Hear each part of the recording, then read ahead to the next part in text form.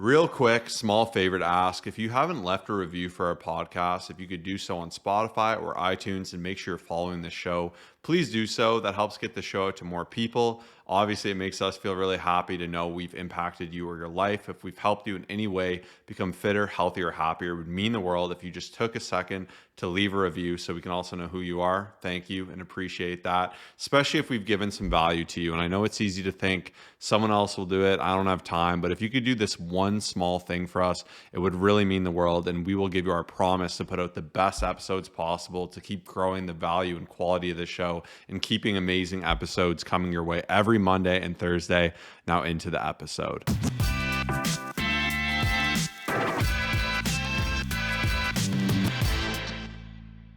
What's going on, everybody? Welcome to the Fit, Healthy, and most of all, Happy podcast. I'm your coach and host, Josh, here with his co-host and co-coach, KG, and I'm in the house. And we got a fun, snappy episode for summer here because I wanted to give you 7 actionable ways to eat more, stress less, and still lose fat. So we had an old article that was our top 30 macro hacks, and I kind of repurposed this episode and narrowed it down to my 7 best tips and tricks to help you with your adherence with your tracking. So if you're not tracking, this is going to be your call to go ahead and start tracking your food, because what gets tracked gets managed. It takes the guesswork out of it and allows you to have a very calculated approach to fat loss, to muscle gain, to any phasing or goal you want to achieve. And these are really going to help you with that as well. And the best part is, takes the guesswork out, takes the guilt out, takes the stress out of the journey. So let's just jump into it. So the first tip I have, and this is truly my favorite tip, and that is stop blowing your macro budget early in the day.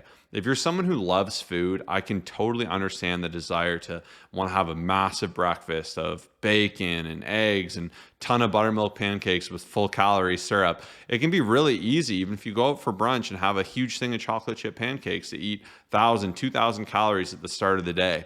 What's hard about that is the rest of the day becomes that much more difficult because you don't have much room left. Willpower dwindles throughout the measure of the day, and it just becomes harder and harder. So for me, I've had a lot of personal success by really just saying, how can I lay up my day with the most success possible? Another example with this could be eating too early. Sometimes my children will wake up at 5 a.m. I'm hungry. It's tempting to eat, but then I have to battle the rest of the day. There's more of a window. So I'll usually have a rule where I'll put off eating till about 7:30 or 8 a.m. I find that works more naturally for me. And generally, when you start eating, that's when you want to eat a little bit more. Along with that, I'll also do these fixed breakfasts. So most often I'll do a Greek yogurt with a granola, with some chia seeds, with some fruit. And it's really high in protein, so it's going to sate me. It's going to keep me full. It's going to keep me satisfied. It's a lower calorie, and it leaves a lot of optionality available for my day. Whereas if I have something that's just horrible macros, no protein, really high in fats, really unhealthy, it's going to leave me feeling less energized. I'm going to feel less full. I'm going to be hungrier, and it's going to be nearly impossible for me to actively hit my protein goals. So one of the best things you can do is make that substitution, have a breakfast that equips you for your day, that's quick, that's frictionless, that isn't painful. Things like smoothies, egg whites are fantastic tools to really mix into anything. Making some intelligent subs. If you love bacon, move to a higher protein turkey bacon. There's so many different things you can do to make it easier on yourself. You can move to a set meal, and there's so much you could do here, and you don't need to be perfect. Just aim to do better and to lay yourself up for more success. Yeah, and I couldn't agree more. When it comes down to it, when you actually do look at your food intake as a budget, it is so powerful, right? Because I'm going to be jumping into my next tip, but it's so easy just to blow things out of proportion, to not actually look at your finances and then realize, hey, I'm out of money, right? To like actually spend on dinner, to spend on something I want, right? So having that comparison of like a money budget to like a food budget is just such a good comparison, because they both go hand in hand, right? But next up is just simply going to be pre-logging before you eat it, before you eat your food. Now, there's 3 different levels to this, and what I wanted to talk about is the first layer. So pre-logging to me is best done in advance, right? That's obviously what it means, but there's different ways that it can help you out. So I would say the best success you'll have is the night before. Just like you lay out your clothes, just like you plan things for the next day, you figure out what's happening. If you were to take some time to say, what is my next day going to look like? Where are my calories going to be spent? What am I doing at dinner time? Like, am I supposed to be meeting up with someone? Do I have to save some calories? I find that this is going to lead to such great success. Now, some people feel like it's pointless. I'll deal with it tomorrow. That's fine. We'll talk about the second step after. But I just think it's so helpful because it gives you direction. It helps you understand where your calories will be spent. It'll help you understand what to pack and where you're going to be going for dinner and all that stuff. So I will say, if you can take that extra minute or two to think about it the next day, you'll be leaps ahead of like 99.9% of people. Now, the morning as well is totally okay. If you do your planning for the day, that is awesome, right? You might be planning your lunch, you might be packing your lunch, you might have to pack your kids' lunch, whatever the case is. That is also fine. Just pull out MyFitnessPal. A lot of people and some of my clients have switched over to different apps like Macro Factor, I believe it's called, as well as Chronometer, other great apps as well. Especially since MyFitnessPal changed the way that they format it. Some people have just wanted a different change, which I totally get and respect.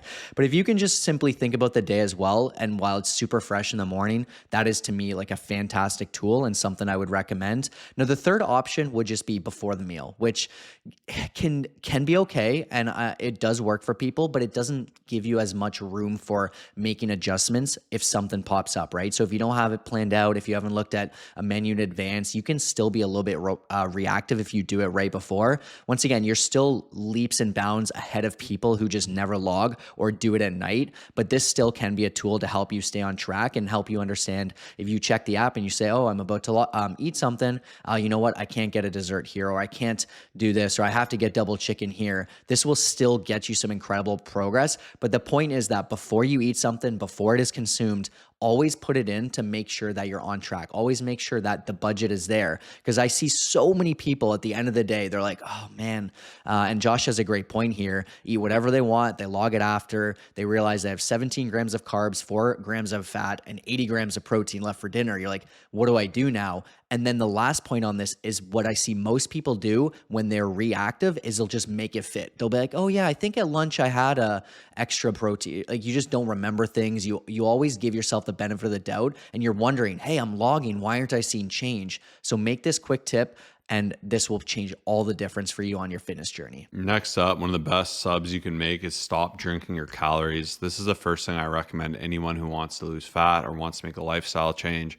It's so easy to drink your calories in your coffee. If you're having cream and sugar, you can easily have 100, 200 calories every coffee. If you're having 3 coffees a day, that's 600 calories. And then maybe you have a can of Coke at night or 2, that's another 200 calories, let alone the sugar. And you're at 800 calories already. And maybe you have some orange juice with breakfast. Let's call it even 1,000. So you can see how you can so easily add a lot of calories by just drinking them, and instead trying to aim to actually eat your food. And if you are someone who has a really dense coffee with a lot of cream, a lot of sugar, try to work that down, because the calorie savings will be massive. Every time you have a coffee, you will have that. I like 1 cream. Something I'm willing to log and have and enjoy, but I also do have milk most of the time. That would be like my treat, and that's kind of where I cap it out. So have that awareness. Same with some of these Starbucks drinks. Maybe you have a Starbucks drink you love, but if it's 700 calories, you might want to look for a better variation. There are a lot of like skinny versions or better, more macro friendly versions you can research online that will save you some calories, because when you're drinking these calories, especially sugary calories, they're not going to sate you. It's going to leave you feeling very full. It's not going to leave you feeling energized whatsoever. It's going to just spike your blood sugar. Like, it's not going to put you in a good place. So trying to work away from just drinking your calories, especially mindlessly drinking them, is one of the easiest solutions you can make. Yeah, next up, we got to watch for those sneaky high-calorie add-ons. They will pop up in every way possible, especially for those of you who are saying, I'm going to eat healthier. Like, I've got a lot of different examples. It's just, I remember one time someone sent me like a fun little parfait for breakfast, and, you know, there was like nice little chocolates on there. There's just like all these random add-ons. And don't get me wrong, I do love chia seeds. I will add some honey, and I always account for that. But there's a lot of times where you feel like you're making the right decision and it kind of backfires. And like the example I wanted to share here, where like you may not realize, but let's say you're at a restaurant or you make a salad. You're like, I'm going to be healthy. I'm just starting to eat more greens. That's awesome, right? You add on some croutons, you add on some bacon bits, you add on some candied nuts, some avocado, some oil, some cheese. And the next thing you know, you're at like an 800 calorie salad or higher, right? Whereas like if you just got a burger and fries, you'd be in the same amount. Like once again, someone who thinks they're making the better decision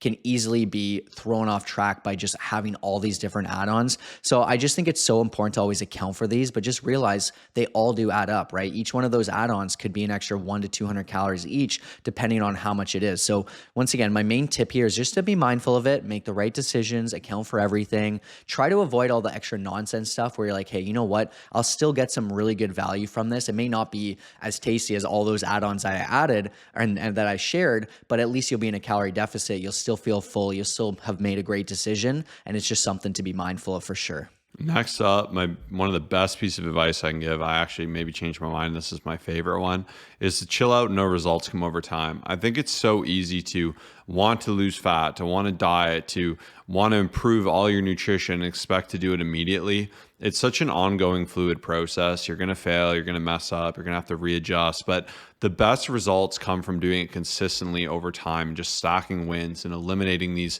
big extreme blowout days. The more you can like fit into your life, the better it is. And I mentioned before the other week how a lot of us will we'll have like horrible weeks or months and we won't take our health seriously, and we'll get into it for 2 weeks and we'll be like, why don't I instantly look better? Like, you have to understand that that's a process that takes time, it takes improvement, and you're going to have to narrow in on how you can win different things. And when you start to, like, maybe this episode will encourage you to start tracking and you're going to say it takes so much time, I don't have the time, or it's crazy. Just start tracking, challenge yourself to do it. And before you know it, you can add some of your saved foods, and then you can understand how to use a scale that much better. You can understand what roughly a cup of rice looks like. You can give yourself more of an ability as you become better and better and you develop this skill. And I think the more you just say, hey, I love this process, I'm going to get better, and I'm a fit person. We spoke about atomic habits on Monday. So he even mentioned how someone lost a ton of weight, just changing all their decisions, reorientating them to saying, what would a fit person do, and making that decision. So same with you. If you just have this goal and you chill out and you relax, you enjoy the process, you understand you're going to have to track, you're going to have to go through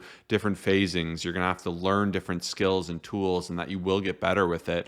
Logging will only take like 1 to 2 minutes of your day. It won't take all this time. It doesn't need to be this big, scary thing. You just need to start. And if you've never started before, just start, figure it out, do it wrong, do it right, learn to improve. Like, that ultimately is what it's all about. I failed many times throughout the entire process, like early on, and I'm just so glad I stuck with it, because the knowledge I have just from trying things, from failing, from looking at labels, from just the amount of like just information I have, I feel like the rest of my life I'm set up because I have such a great understanding. So take that first step. I promise you will not regret it. Real quick, I just want to share, I know we've been talking about our website a lot in the last few episodes. We did add a specific tab to it where you can get our free resources. I'll put the first link down below, but you can get some of our different food guides.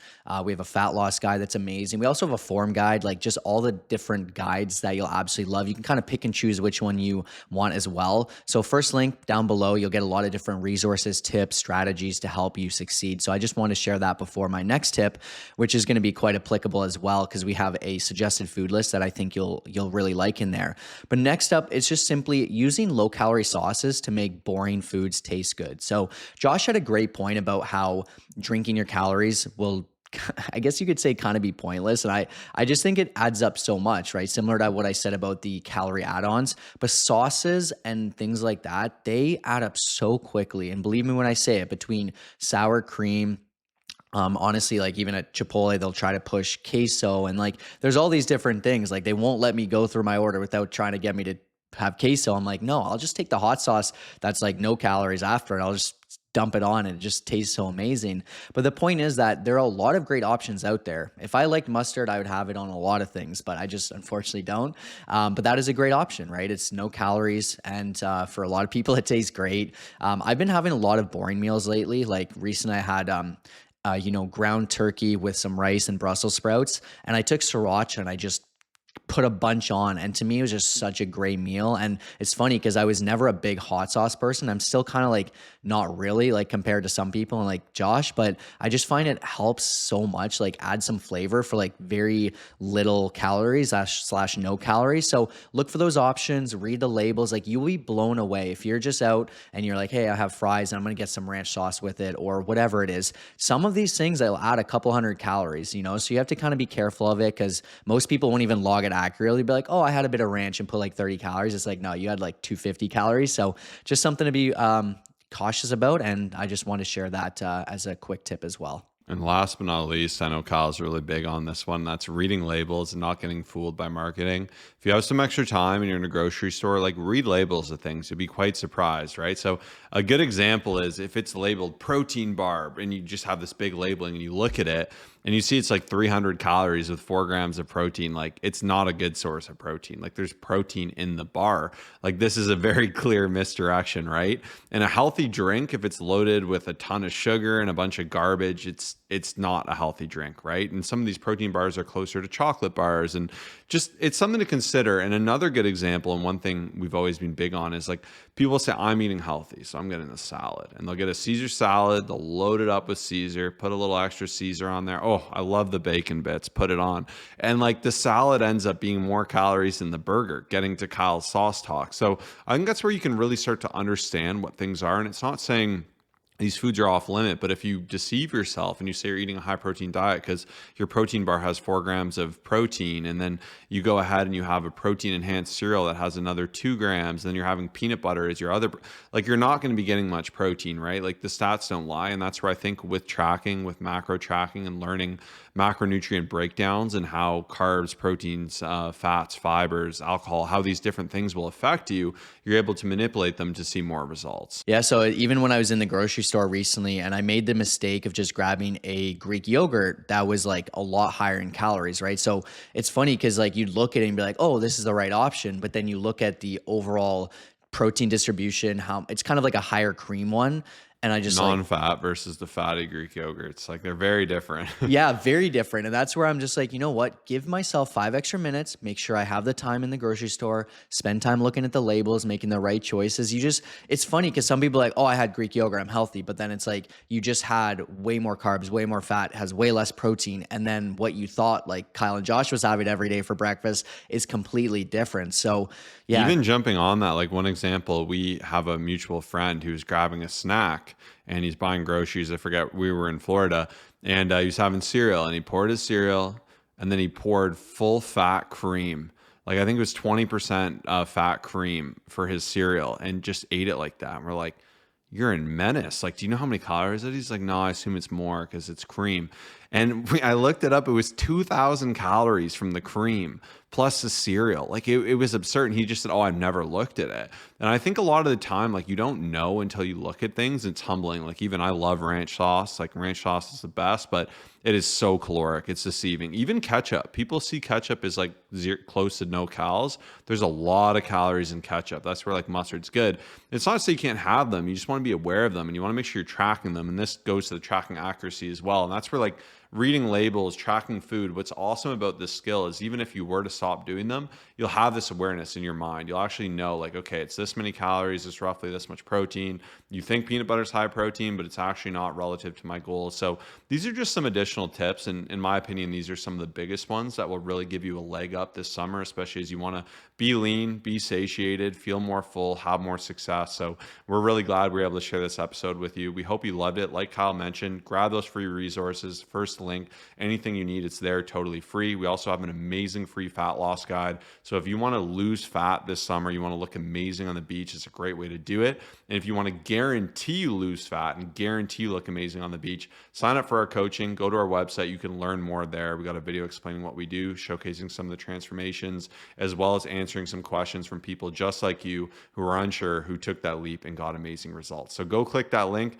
We'll see you in the next episode. Peace out.